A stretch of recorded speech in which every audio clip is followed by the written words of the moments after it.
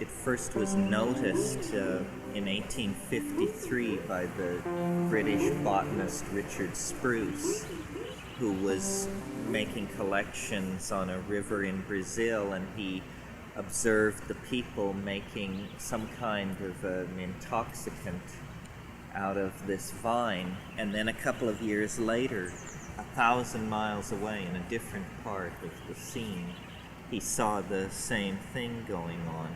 And he noticed that this was a vine in the Malphigaceae. This is the family. Plants are divided as animals are divided into families, genuses, and species. And the Malphigaceae is this large family of tropical climbers. And not a whole lot was done with it. In the early 1900s, German ethnographers like Theodor Koch-Grünberg wrote about it and may have brought some samples back to Germany. But it really wasn't until the 1930s that anybody looked at this. Well, when you start looking, it's very interesting. It's there are all kinds of interesting things about it. It's a combinatory drug. It's not like peyote or mushrooms or datura, where one plant contains the full spectrum of the alkaloids necessary for the activity. It's a situation where two plants have to be brought together and combined in a certain ratio. And the way it's made and the plants that it's made with vary over a large area in the Amazon according to what plants are locally available. Also, the methods of preparation vary. So sometimes it's what's called cold water infusion. That means that the smashed stalks of vine and the extractive chemistry works. The more gentle the extraction, the more complex the materials that will come out. So in a plant like Monasteriopsis caapi, you have at least three things that are potentially active: harmine, harmaline, and tetrahydroharman. The more complex the molecule, the general rule of thumb is the more complex the molecule, the easier it is on your system. So if you do a cold water infusion of Monasteriopsis caapi, what you get is the harmaline and the tetrahydroharman, and it tends to leave the harmine behind. But it also tends to be, because of this, less effective. All three of these compounds are monoamine oxidase inhibitors. That means that all three of them will contribute to synergizing DMT, which is present in the brew from the additional admixture. And the whole technology of ayahuasca is a technology of bringing these two plants together in correct ratios so that you strongly synergize visions, but not so strongly accentuate the unpleasant side effects of harmine, which are, basically vomiting and intense gastric rejection of it. This happens anyway. It's very purgative. So what evolved in Peru, and we have no notion of how long it's been going on, it's very hard to get archaeological evidence of drug use because it's such a subtle cultural phenomenon unless you actually find the ancient drugs, as in the case of some of the snuffs that have been found in the deserts of southern Chile recently. You're going to have to work from conjecture, mythology, possible vase paintings and stuff like that, or paraphernalia. the paraphernalia of the snuff cult makes it identifiable when you come upon it. But the paraphernalia of the ayahuasca cult is simply the same paraphernalia people use to cook and prepare food in the jungle. I mean, it's fires and pots and smashers and choppers. Anyway, for a very long time, this has been going on in South America. And it's still really to be studied. It's been kind of ignored. It's slightly surprising how ignored it's been because it represents such a major psychedelic religion. I mean, probably millions of people, possibly millions of people, I would think, are involved in this right now. And it's hard to say whether it's growing or shrinking. Peru, which is one of the 4 or 5 countries where this is going on in a major way, is in a lot of turmoil. On the other hand, turmoil has characterized most of its history. Ayahuasca is a phenomenon of the country people, of the campesinos and the mestizos, and it's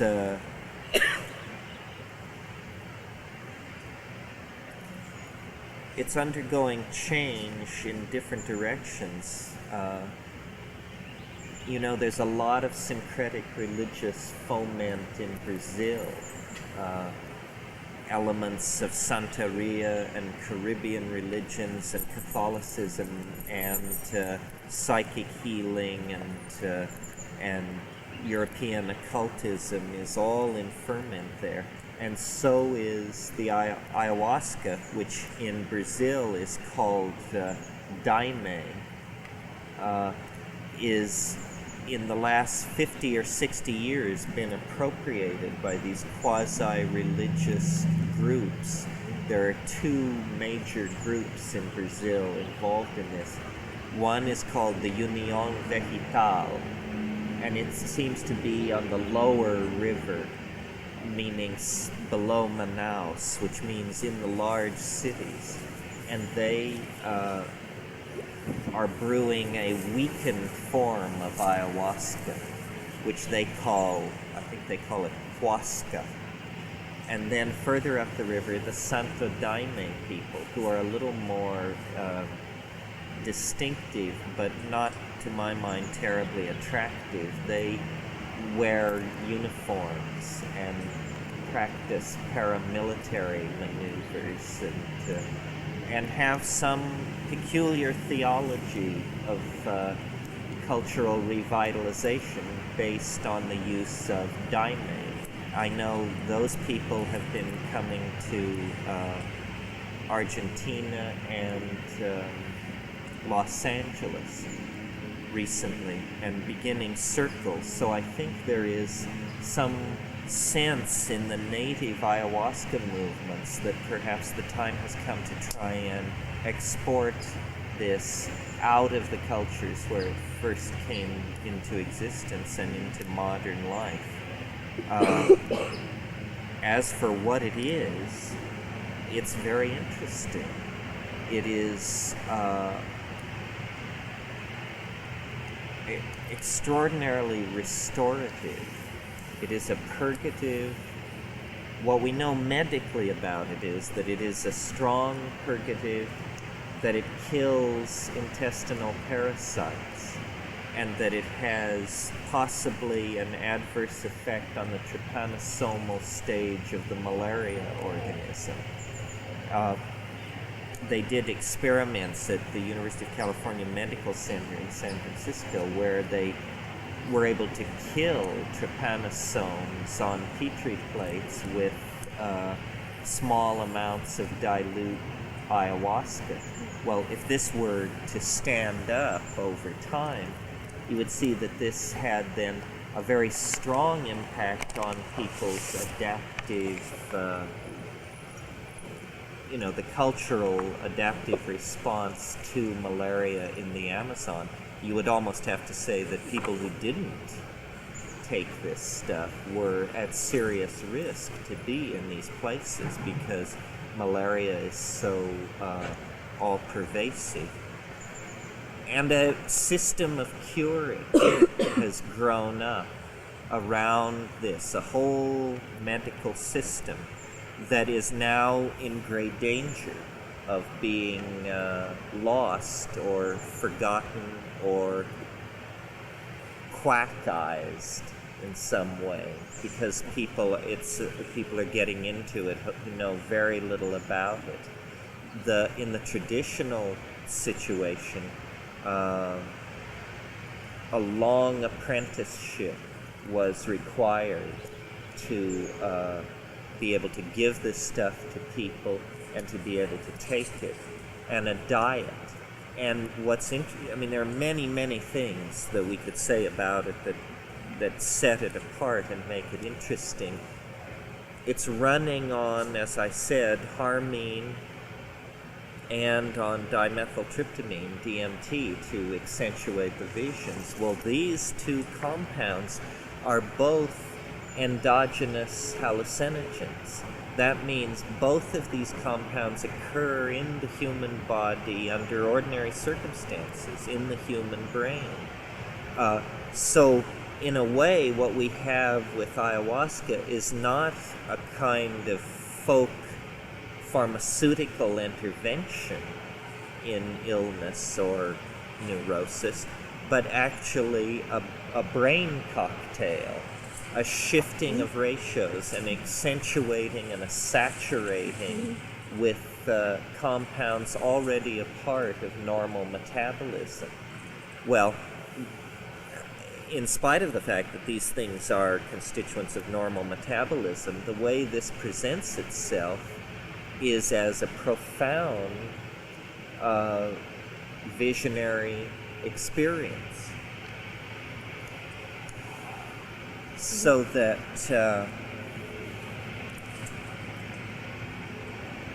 and it's fairly brief. It lasts about 4 hours, and then there's a long gliding integration, and there is never a particular energy loss. In a way, you seem to have taken one small step which you are not asked to retract. There is no energy debt. This is very interesting and is a hint that the right strategy with these shamanic hallucinogens is this effort to see them as intervention into ordinary brain chemistry that is shifting ratios but not adding new factors into the mix. And I don't know how many of you have been here for all of these lectures, but in many of the lectures we've touched on the unique ability of ayahuasca to promote synergy, synesthesias, situations where music is beheld, specifically the self-generated music of these tribal groups, that these songs that are being sung are to be appreciated pictorially. They are sculptural constructs in an idiom of sound that is intended to be beheld. So, and this is something that we have no cultural lock on. We have nothing comparable to this.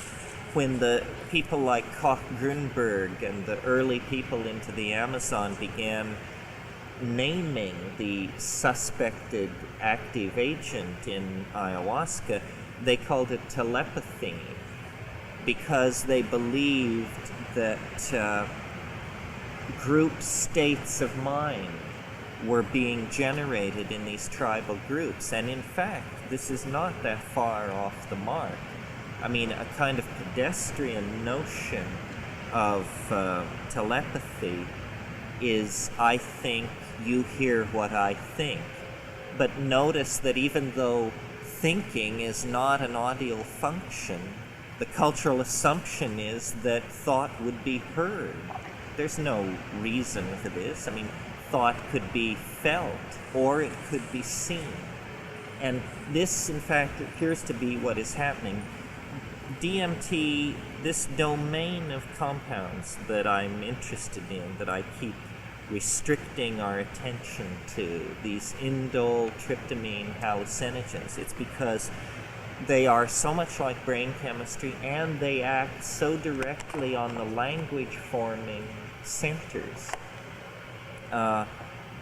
DMT can trigger spontaneous glossolalia, the shift in neural processing that takes place in the presence of ayahuasca causes songs to be beheld.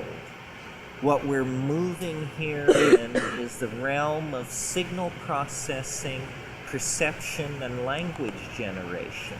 This is where these things are particularly targeting, and in different ways. For instance, I talked about how the mushroom speaks.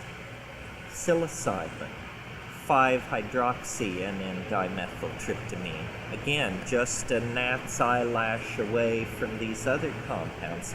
It speaks. Another causes music to be visible, so forth and so on. Another triggers glossolalia.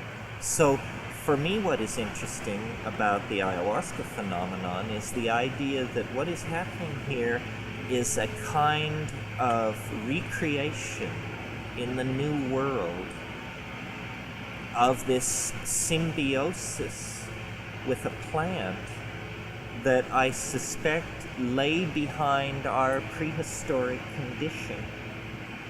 That in the past, before history,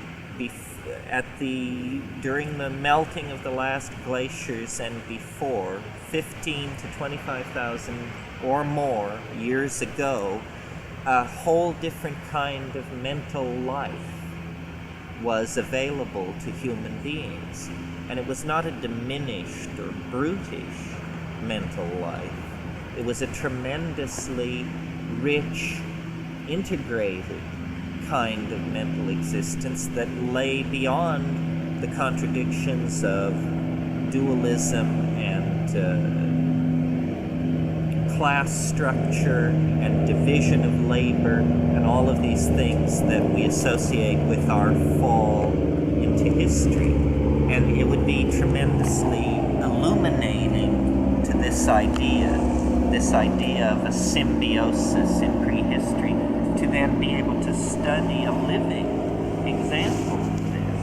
And the obvious place to look is the Amazon, because there is a density of pre-literate people that exceeds that of pre-literate people anywhere else in the world, and a density of hallucinogenic plants. Well, when you look there, you find a set of social mores which, while not exactly mappable over the situation of Saharan pastoralism that I've talked to you about as being the precondition for the emergence of consciousness, nevertheless, you do find human groups using plants to create boundary dissolution and group states of mind where cultural decisions about migration and hunting and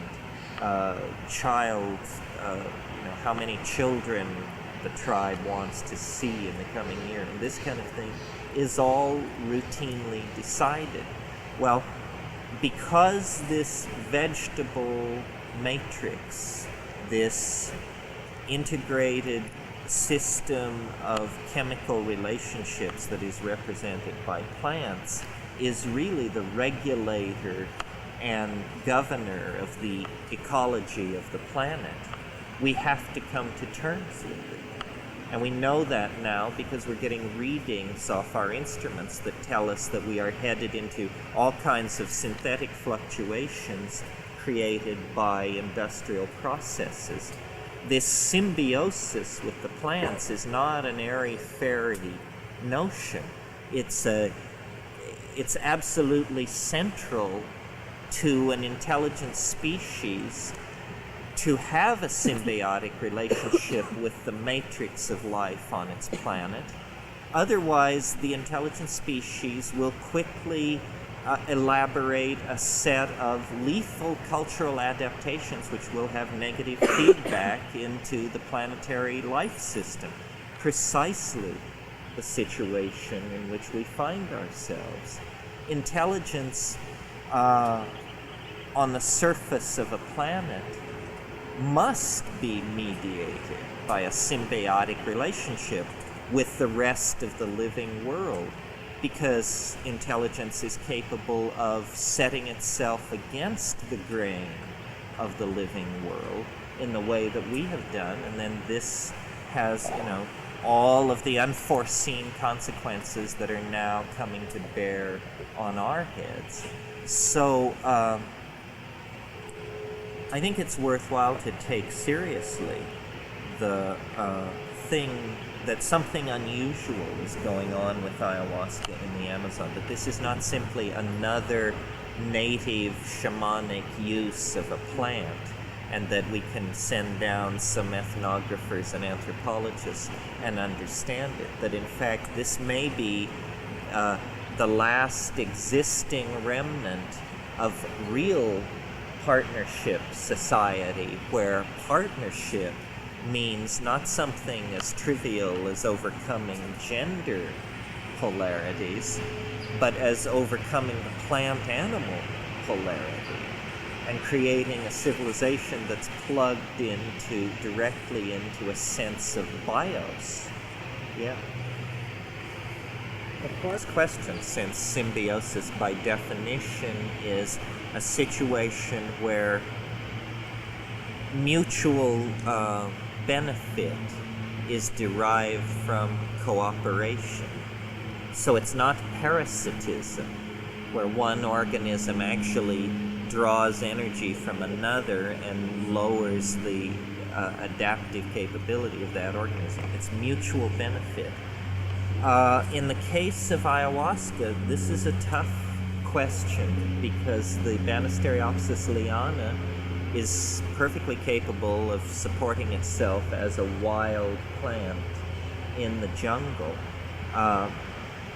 In the case of the hypothesized human-mushroom relationship at the beginning of prehistory, it's pretty clear there that what the mushroom gained out of it was, first of all, the domestication of cattle and the inculcation into human culture of this habit of yearly burning meant that pastoralism was essentially, could be seen as a project to expand mushroom ecologies for these coprophytic, dung-loving mushrooms. So cultivation is always a gain that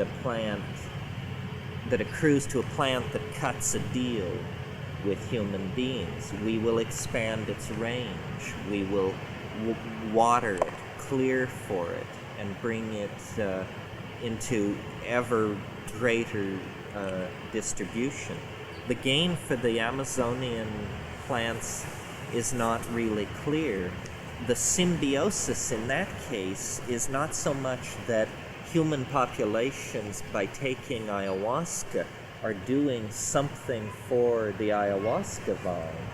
It's that by taking ayahuasca, they are being shown a lifestyle which is in equilibrium with the rainforest.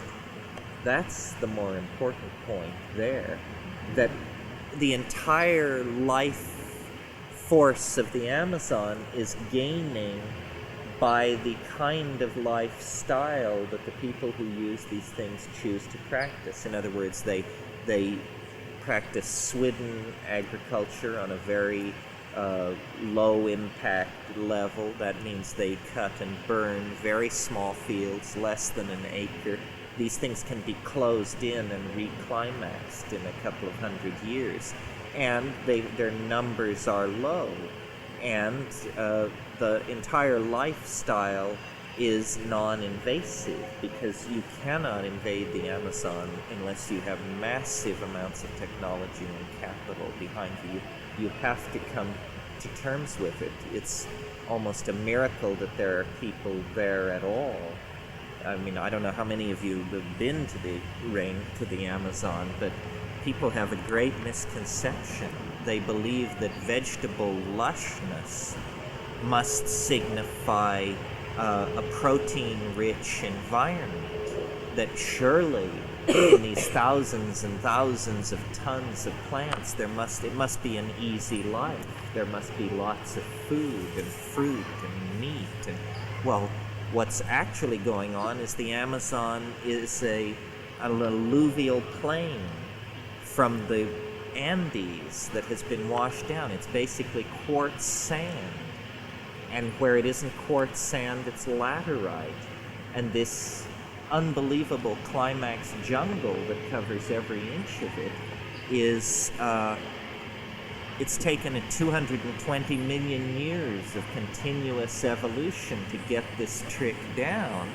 And the way the trick is done is every bit of biologically usable material is in a living system. I mean, they estimate that 95% of all organic material in the Amazon at any one moment is in a living system. That means that when a leaf falls, within, fractions of a minute, the first ant will arrive and begin taking it apart, and everything is moving back into circulation.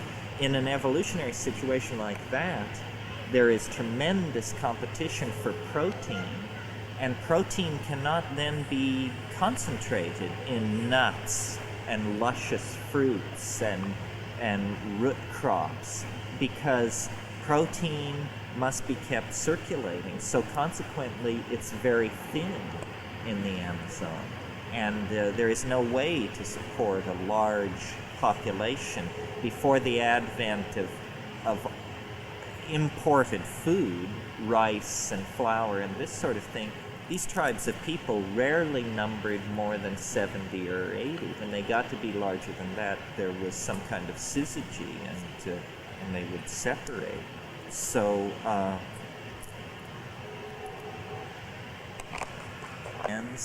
that is primarily psychedelic, primarily springs from intuition.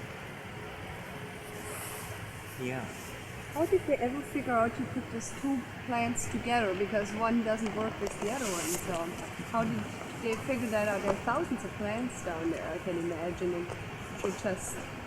Well, this is had a message from somewhere to do that, or try just this plant? Well, this is one of those little facts that intrudes into the rational scientific world that it can't do anything about. How did they figure this out? Considering that these people didn't have a lot of leisure time, and there are, hundreds of thousands of species of plants, and that the two prime ingredients of ayahuasca are a lot of this vine. And when you actually show someone how much of the vine goes into a single dose, they're amazed, because they think of these plants as powerful and fragile.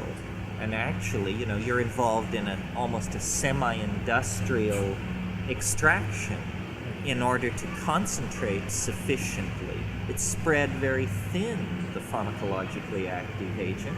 And then in the DMT-containing plant, it doesn't grow precisely where the ayahuasca grows. If ever a plant looked like any other plant, this is the plant. I mean, it is literally the most nondescript bush you have ever seen. And so they are taking huge amounts of one, the woody part, discarding the leaves and the fresh growth, and then on the other one, concentrating on gathering the leaves and the fresh growth, bringing them together, and then you have to boil it in huge amounts of water for hours and hours, and then pour off the water and save it. And it's not easy in the Amazon to get together a tub. I mean, the simplest things become unbelievable logistical problems. So you have to pour off the mother liquor from the first boil and save it in something. Boil the whole thing again. And this is in it, so you're keeping fires going, quite vigorous, boiling fires for many hours in an environment where it can approach 100% humidity. And then you recombine these two large amounts, many, many gallons of water, and then you carefully boil it down without overboiling it and caramelizing it until you have, a typical ayahuasca group would be maybe 15 people.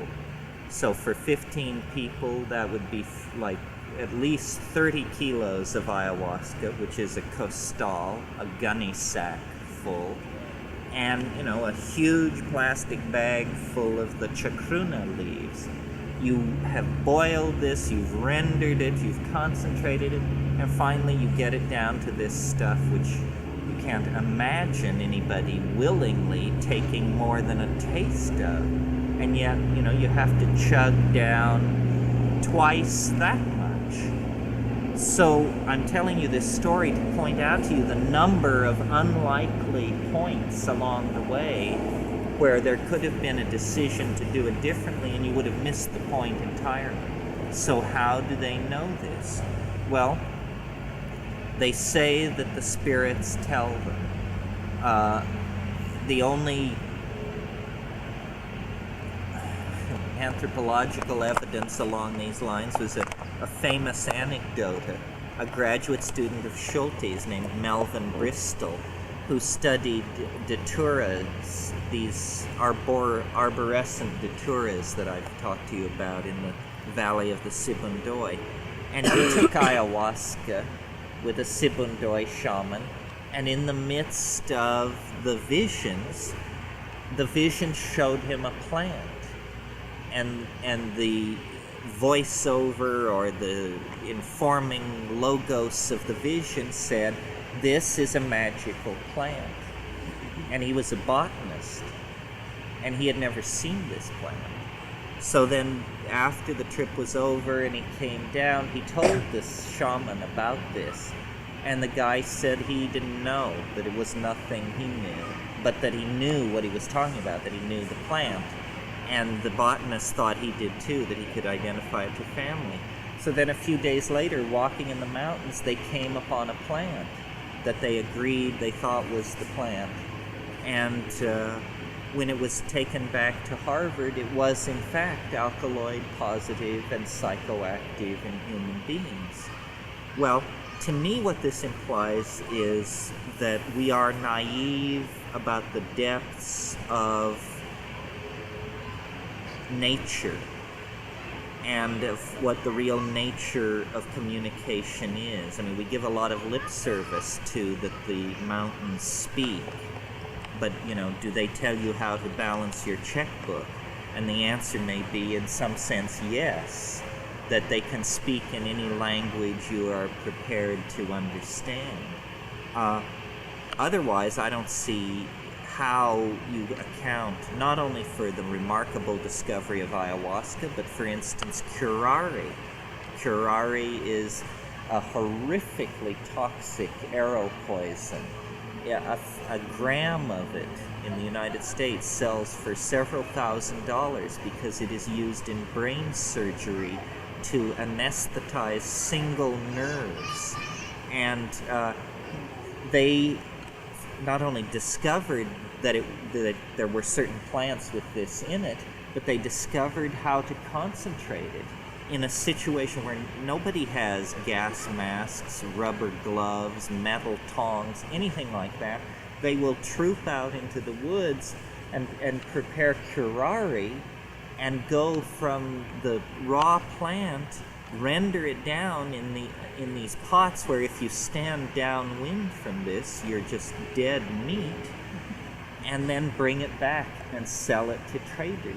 So they have learned their way into the mysteries of nature. Of course, I'm sure these Amazonian Indians must sit around the campfire at night and say, there was an anthropologist here and he explained to us about the charmed quark. How do you suppose these white people ever figured out something like the existence of the charmed quark? I mean, after all, you have to sort of know it's there, because you have to build a machine that costs $50 million to even correctly search for the thing. So, what it means is it the Bible that says, understanding passeth everywhere? Anyway, somebody said it, and it's true. Mind falls into the interstices. Mind finds ways. Mind is into the Tao of how.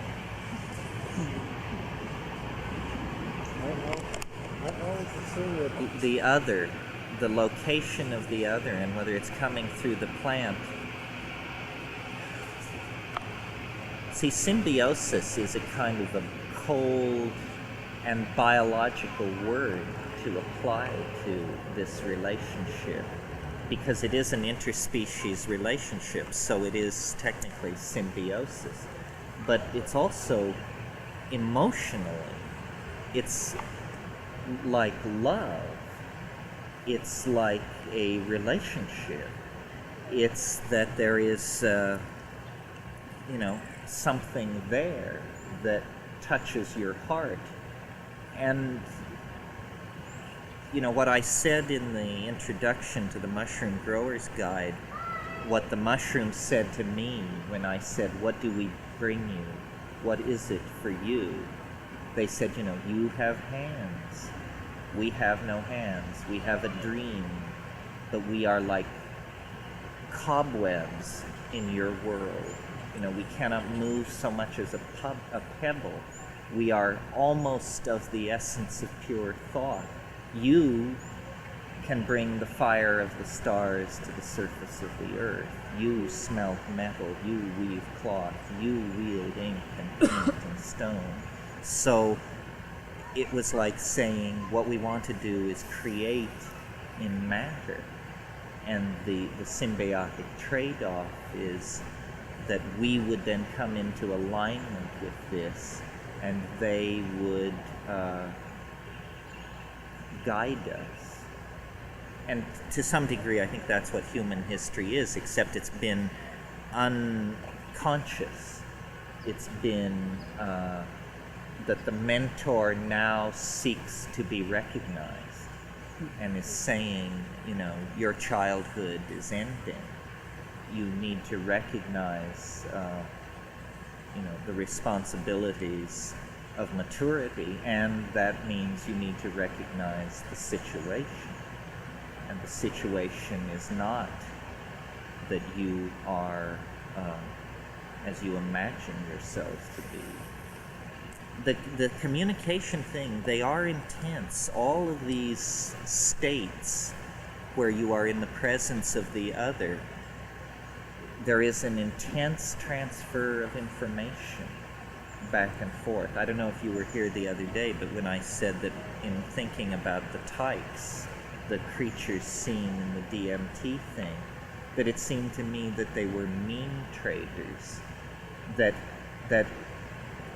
that therefore it was wrong to go into that ecstasy with a question. They want you to bring an answer. They collect answers. They'll trade you one of their answers for one of your answers. And not that they will take your answer seriously any more than that I would buy an Amazonian mask in order to wear it in ritual dances. It's more a collector mentality, and it's a desire to communicate. I mean, our longing for the other may be not a quality of our monkeyness, but a quality of our own intelligence.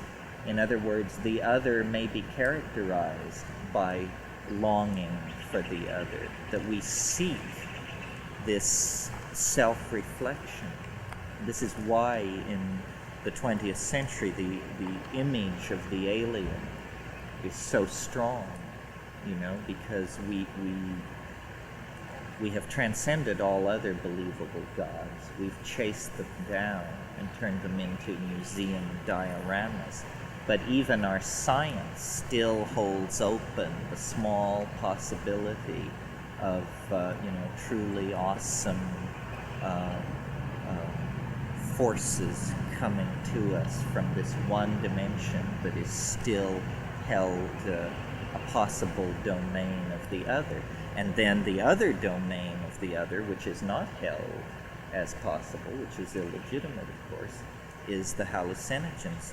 Maybe the fascination with shamanism signals a turning point in that, and we are going to see eventually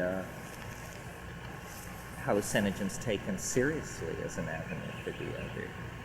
The fact that Carl Sagan would come to see me in Hawaii just to make sure, just to satisfy himself that it was in fact preposterous and outlandish, indicates on what unsettled and shifting ground these people operate. We shouldn't be cowed by science. I mean, look at this cold fusion episode. Whatever else it proved that they don't know what's possible. I mean, it took them weeks and weeks to sort this thing out, and they even had mechanisms by which it could be so. And they said, well, now we believe that it could be so because certain exotic this and that reactions, which are ordinarily not seen, might account for the ratio of isotopes that are being measured. So what it means is, when you put pressure on them, they don't know. They'll scramble every which way because they want to get the lid back on and say, well, it is astonishing, but not paradigm shattering.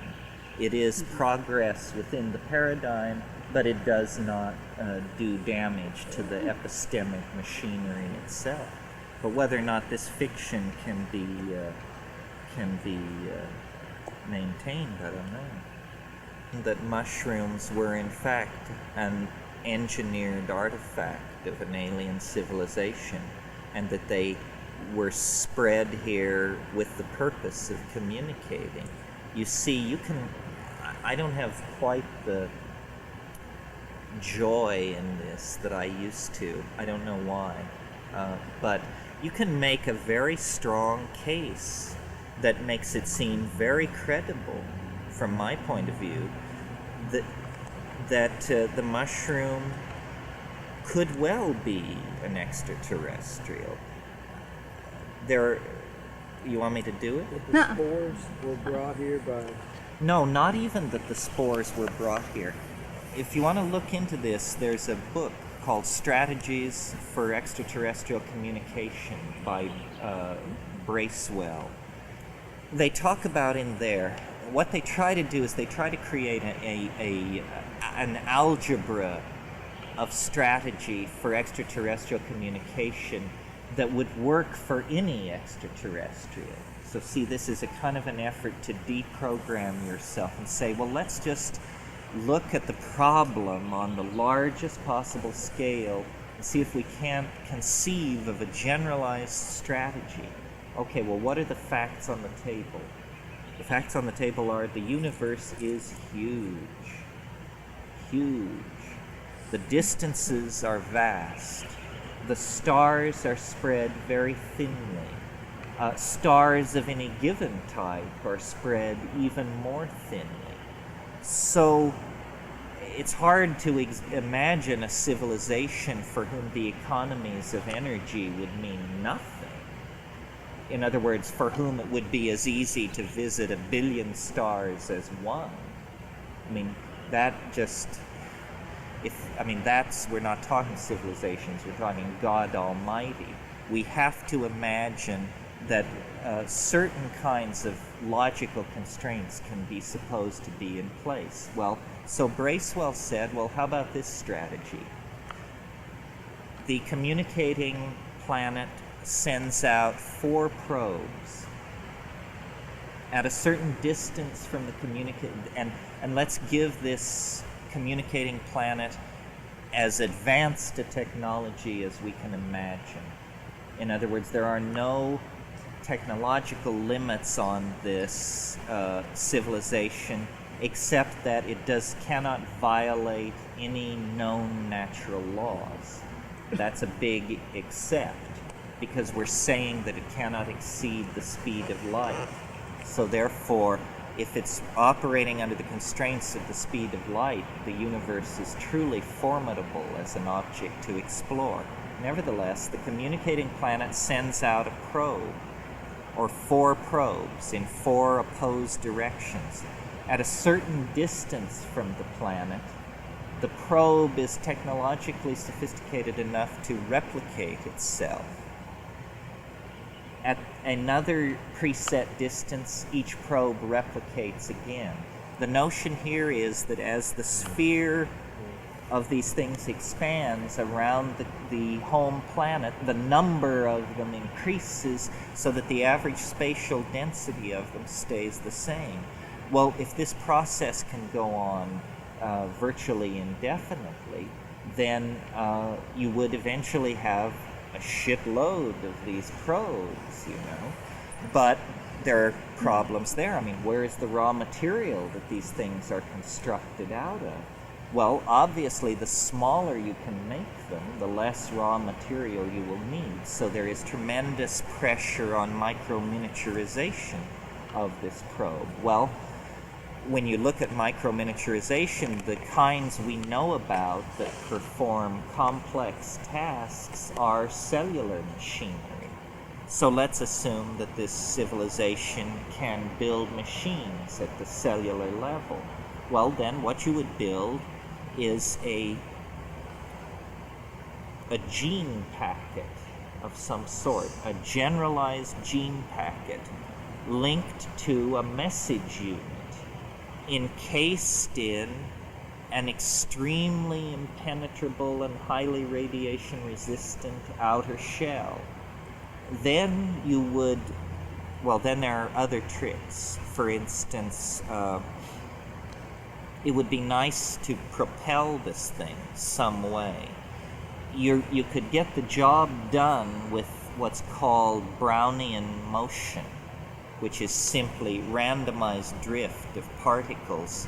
They would percolate through the galaxy from a given source on over about 300,000 years. Well, actually, in terms of processes on the astrophysical level, that's pretty rapid. That without any propulsion system at all, these stars, these small probes would percolate out through a volume the size of the galaxy within 300,000 years. Now, if you could give them some kind of propellant system, any kind of directional ability to move, you can chop these numbers down pretty dramatically. Well, so then laying aside all these theoretical considerations, then you say, well, is there anything in nature like that? And then you look at the spore of a psilocybin mushroom like Stropharia cubensis. The first thing you learn when you get into spores is that they're made out of this really unusual material. It is the hardest organic material known. It is not only hard, it is electron dense. This means that electrically and chemically, it is more akin to a metal than anything else. It is a super electron dense organic chelate. Well, then you look, for instance, at the color of the mushroom spore. It is deep purple. This is exactly the color that you would paint a spacecraft if you wanted it to reflect radiation in the far ultraviolet end of the spectrum. Ultraviolet radiation is extremely disruptive to genetic material. If you have genetic material and you want to shield it, the first thing you're concerned to shield it from after cosmic ray impact is ultraviolet radiation. So then you look at what is contained inside the mushroom spore. Well, there's a little bit of DNA, and it contains a message for an organism that is a generalized organism for living on organic matter. It can live on, these are called primary, I can't remember what it is, decomposers. So it lives on organic matter. Well, then you look at the situation in Africa, the pastoralism and all that, and I haven't talked about this yet because I've sort of presented the human mushroom situation as a natural evolution. But in fact, isn't it odd that as these pack-hunting primates with this evolving group of pack signaling behaviors move into the grassland, there are the ungulate mammals evolving, and among the cattle, the coprophytic mushrooms appear in the dung. It's a little suspicious. It's like it was placed in our path. It's not the only instance of this kind of thing. Notice that if Wasson is right about the hallucinogens used at Eleusis, what was used was ergotized beer made from ergot-infected rye. Rye is a domesticated grain. So what is it about that we get into these situations of domesticating a plant or an animal, and then we find a hallucinogen has insinuated itself into the situation so that we can't fail to notice and react to it? Well, it's entirely a super civilization that wanted to seed the universe with some kind of a message. Is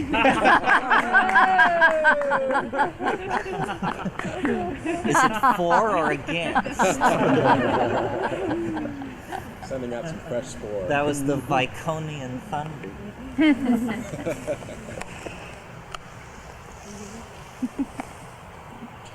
Oh, so let me continue with this thing. There are so many stars and potential planets and potential niches for life in the universe that you have to take great care in constructing the message if you're serious. And the message logic shows us, I think, and Steven Spielberg led us in this perception, that the message has to be of the nature of phone home. In other words, you must announce yourself to us. We have passed out a zillion lottery tickets. If you have the winning number, call 344-5688 between the hours of, and then there will be a payoff. Well, isn't it interesting then that as soon as these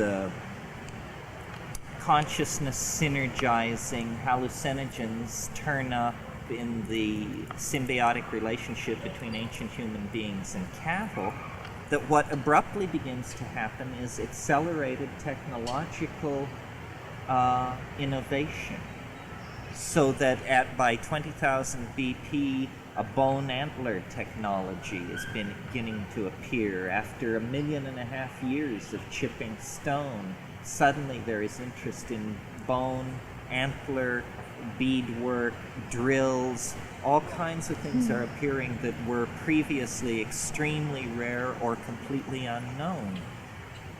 The time wave that we looked at last week, I mentioned to you then that seems that most applicable to the history and evolution of technology. Almost as though the tool-making function of human beings is what really is stretching the envelope of the human context in nature, and that it isn't our political systems or our philosophies or our social organizations, but that technology somehow is the cutting edge of which these things are then the shock wave. And this would be a sort of McLuhanist analysis on culture, that the real force that is building culture is always technological. Remember, I quoted the sociologist Jacques Ellul, who said, there are no political solutions, only technological ones. The rest is propaganda. And then he wrote a whole book explaining what he meant by political, technological, and propaganda. If this extraterrestrial scenario were found to be true, then it would explain to some degree this self-replicating informational engine that we have turned our species into, in complete contravention to the ordinary laws that operate evolutionarily on ordinary species, that we have become something else. Hey there, thanks for listening. Wizards of Word is a passion project of mine, and every like, comment, and subscribe really helps the channel out. If you enjoy this video or get something from it, please consider smashing that like button or giving a subscribe. I'd really appreciate it. Thanks.